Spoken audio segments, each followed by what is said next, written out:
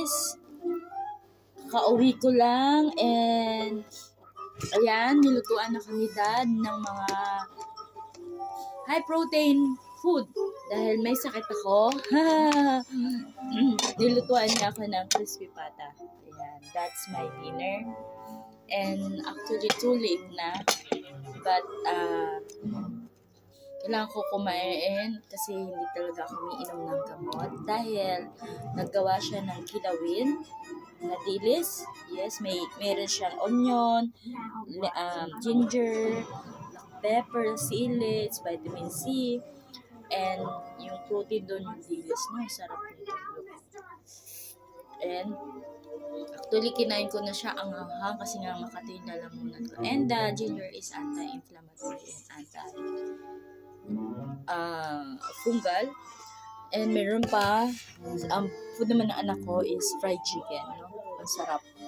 So, kain tayo. Tikman natin yung gawa nila. Malutong pa. Paano mo to niluto, Daddy? Sa microwave ba? Or sa air fryer natin? You know, iba yung boses ko, no? So, dahil may sakit ako,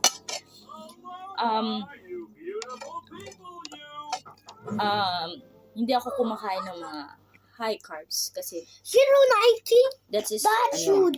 and also wait, bumili ako ng kefir for my probiotics for my guts para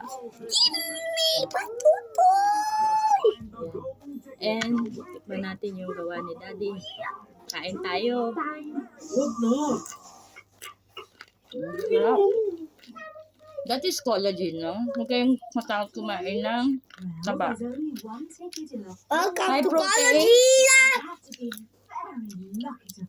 Eat more butter. Eat more salt. And kung gusto nyo ma-address yung mga maintenance nyo, lose weight, low inflammation, and anti-aging, this is the food ready. Protein. Protein is amino acid. At itong taba na to, that is the fatty acid. Yan ang kailangan ni brain natin at ni gallbladder kasi 60% of our brain is fat. So, pagkain nila yan. So, bakit di tayo kakain, no? You need to less starchy food, less sugar, less oil seed, and less Masira.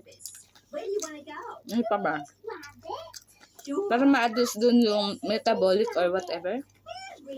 Ito yung ma-desire. You have candies? No, I don't have candy. It's not allowed inflammation food. Wait! So, bupati kain tayo. Good Oh, night, you everyone. have two candies?